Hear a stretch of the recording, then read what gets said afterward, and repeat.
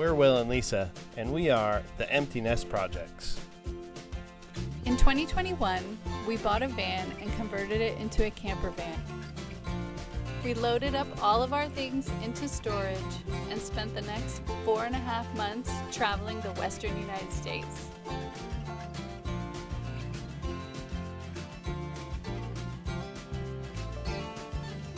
One thing we learned is that you're never too old for new adventures.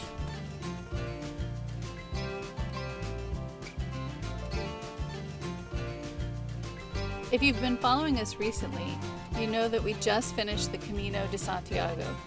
We walked over 250 miles across Spain, ending up in Santiago de Compostela.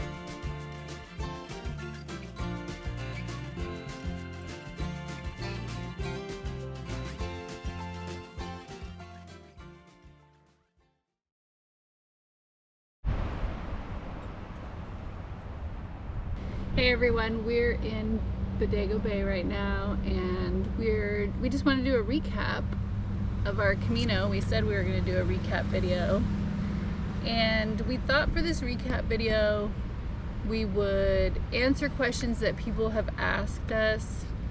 Not so much like summarize everything we did on the Camino, because you can watch all those videos, but more the questions that people asked us. Sounds good. Let's do it. Teddy's gonna hang out too. Okay, one question that we got a few times was, did you feel prepared?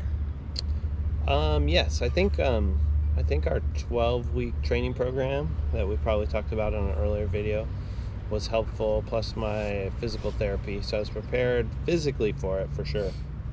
Yeah, I think that it was really good that we did that training. We probably could have done more hills, I would say.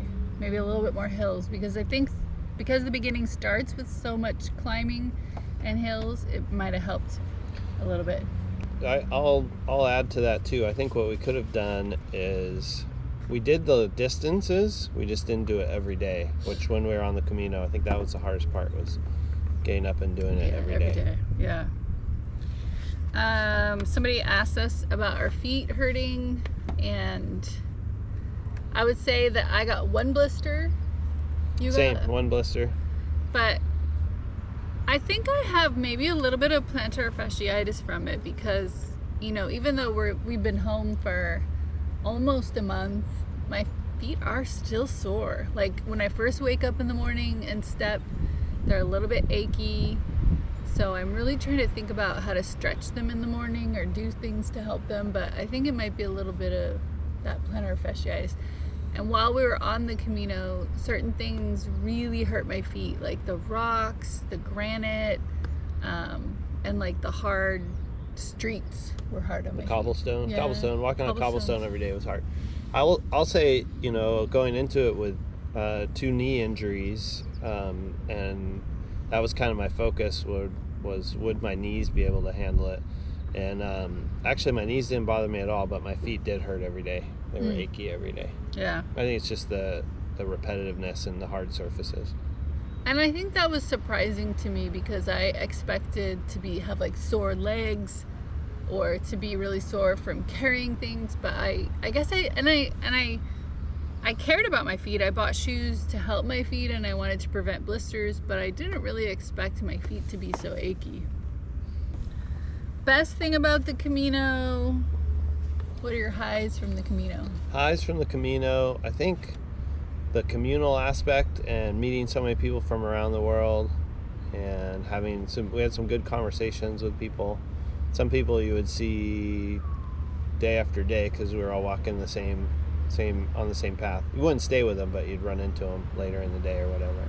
Also experiencing the different cultures of Spain as we walked through the different regions, and learning about the history and the culture of the different regions was a lot of fun. Mm-hmm.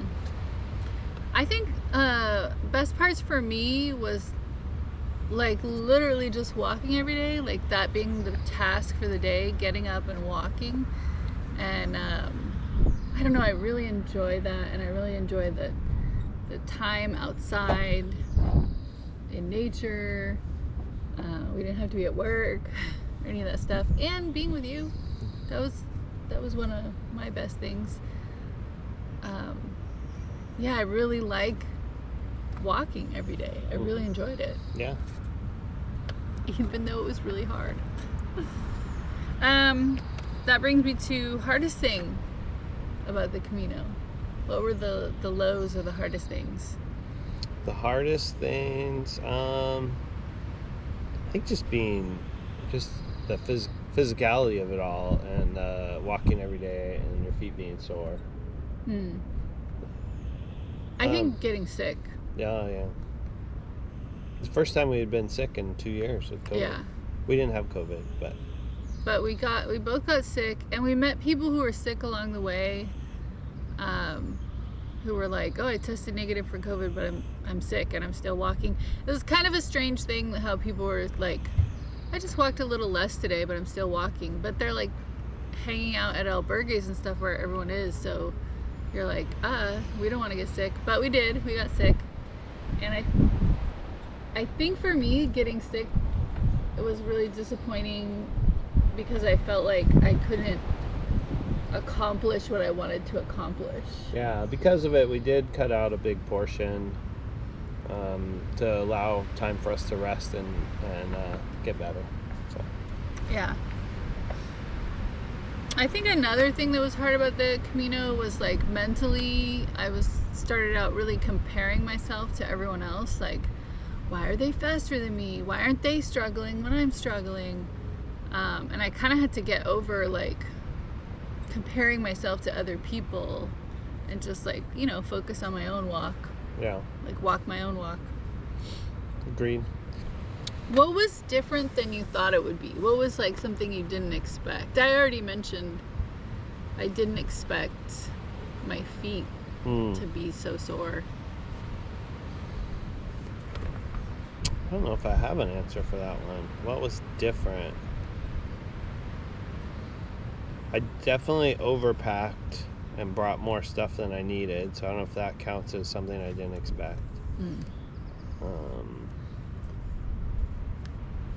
I didn't expect to I don't know why I didn't expect this, but I did not enjoy the hostel albergue experience as much as some people do.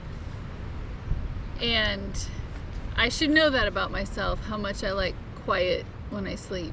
So I should have expected that, but just to recap, I did not enjoy it that much. Albergue experience meaning like the hostel setting with multiple people sharing a room. Yes, yeah. Multiple bunk beds in a room. We only did that, I think, 3 or 4 nights, but I did not enjoy it, and it should have been expected. I don't know why I didn't expect it. Would you do it again? Yes, I would. I would do it again. I think, and we've talked about this amongst ourselves a couple times about whether or not we would want to do a different route or do the same route.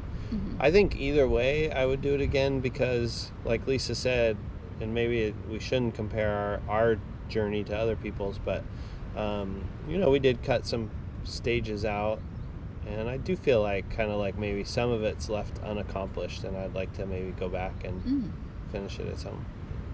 Maybe. Okay. All right.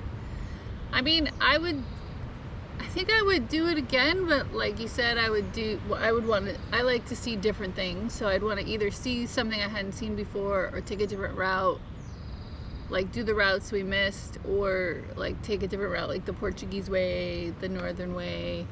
I definitely really like the walking every day and the long trip. So I would definitely do that again. And I already have planned some future walking trips.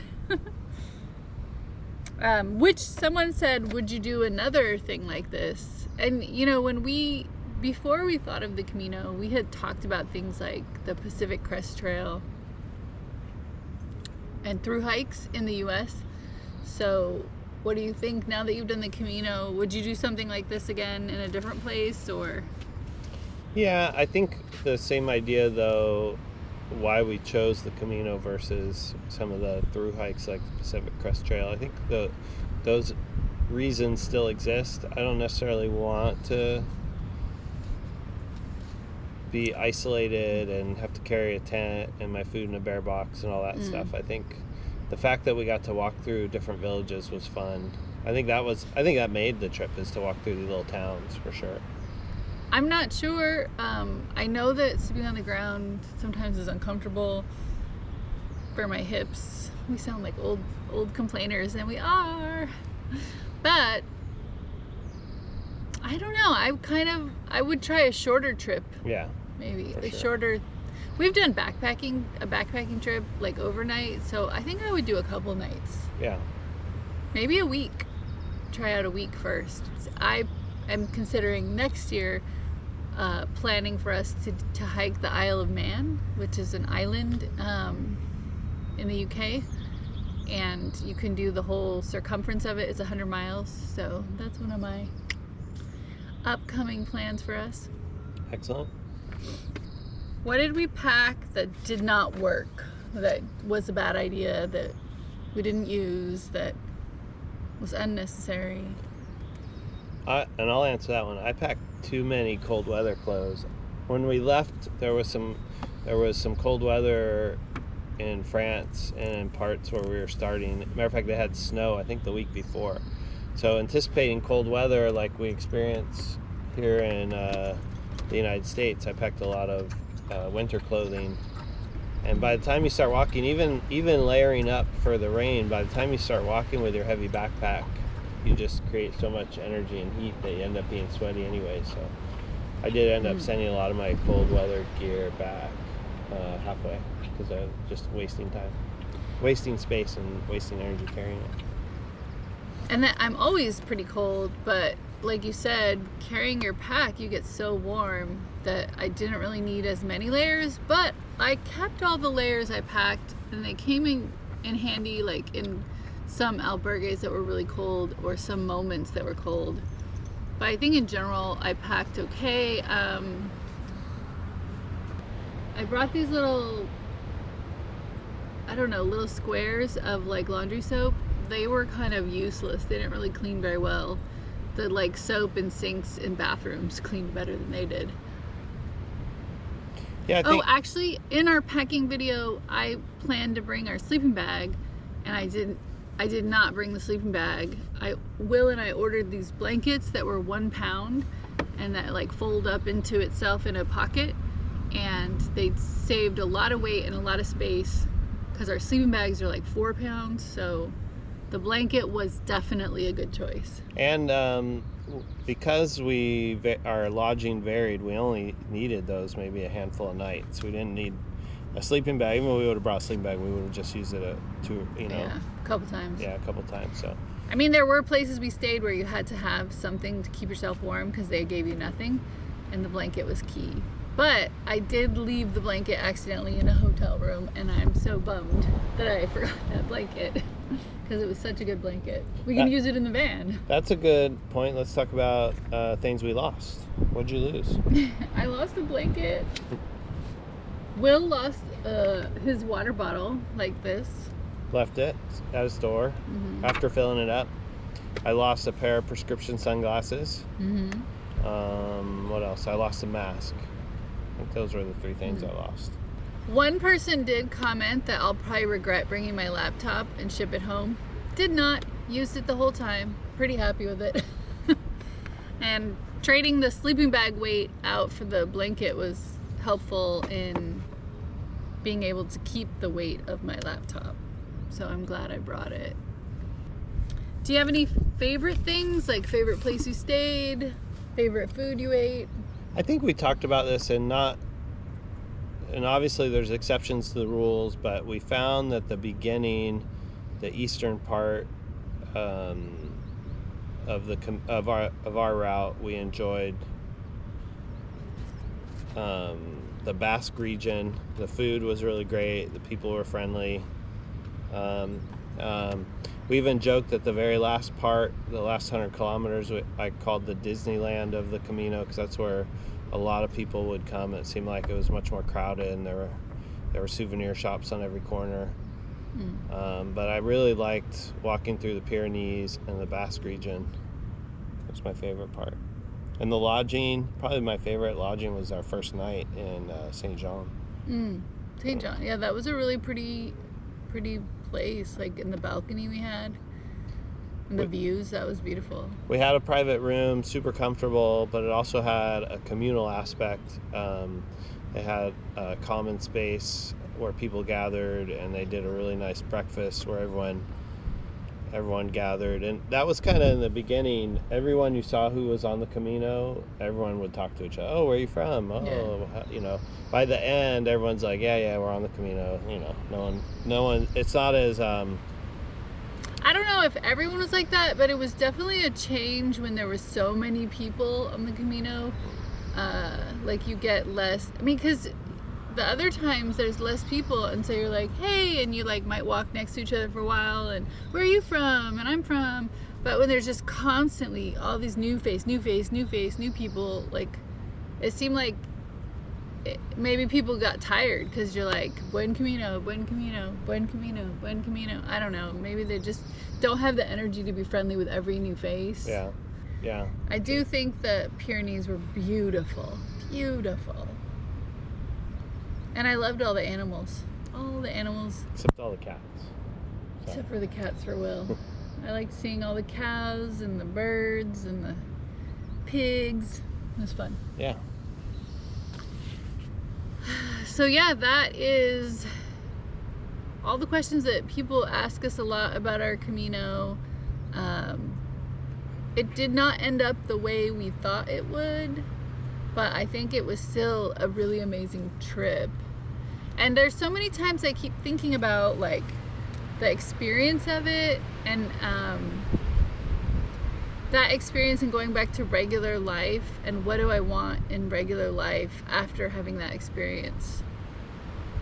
And I already worked remote, and I don't know, I want to stay like close to being able to travel and not go back to sitting inside a building or working in a building. Like I have no desire to do that. I think that definitely solidified that feeling for me, being on the Camino. It definitely made me more reflective, thinking about what am I going to do next? What do I want to do? How about you? I don't know if I shared the same same sense of reflection like that. I don't know. It's a good question. I don't have an answer for that one. That's okay. You don't have to. I would like to say though that one thing that surprised me, and now that I think about it, Lisa set up a budget for how much we should spend each day, and I thought, oh, that's going to be impossible. We're going to blow that budget, and things were pretty affordable there. So our budget was 40 euros a day for the two of us, and for the most part, we could do it. I mean, food was not counting lodging. Not That's counting just lodging. Eating and stuff. But yeah. I mean, And it's notoriously difficult to keep Will on a budget, I will just say. But yeah, there were some days we did blow the budget, but there were also days where we were under budget, because it's pretty simple and it's pretty affordable, and you just walk and you kind of get down to just the things you need and get breakfast, and things at the market were pretty inexpensive. Well, I hope this recap answered any questions you might have, and thanks for coming along with us on our Camino journey. We really appreciate the people who subscribed and commented and liked, and we still have plans to do other things in the future, so I hope you enjoy the continued journeys we go on. So come along on the rest of our journeys. Look forward to sharing with you.